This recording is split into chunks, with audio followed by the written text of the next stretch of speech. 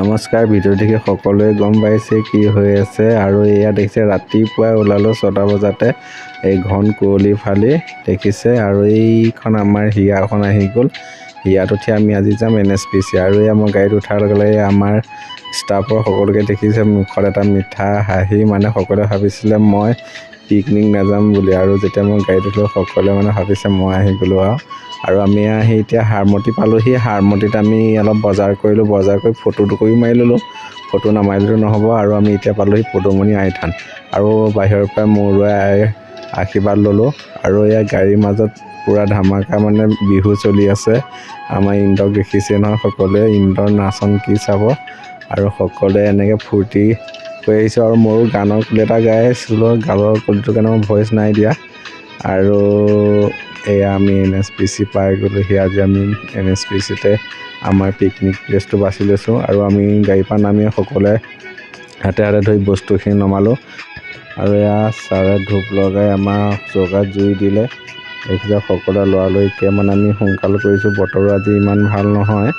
আৰু আমাৰ সকলো ষ্টাফে মিলি এয়া দেখিছে পাচলি কোটাত লাগি গ'ল, নিজৰ সকলোৱে হাতে কামে লাগিছে আৰু লৰালৰি কৰিছোঁ। আৰু আমি ইফালে জুই দিয়াত লাগিলোঁ। আৰু বিশেষকৈ আজি আমাৰ ব্ৰেকফাষ্টৰ কথাটো আপোনালোকক ক'বলৈ ওলাইছোঁ।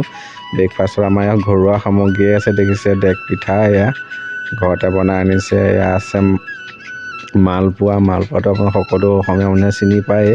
আৰু আছে এয়া ঘৰতে বনোৱা নাৰিকলৰ লাড়ু। আৰু এইফালে আমাৰ সিজাই আছে ডিম দেখিছে নহয়। ডিমৰ লগতে এয়া দেখিছে মাংস বনোৱাত আমি লাগি গ'লোঁ।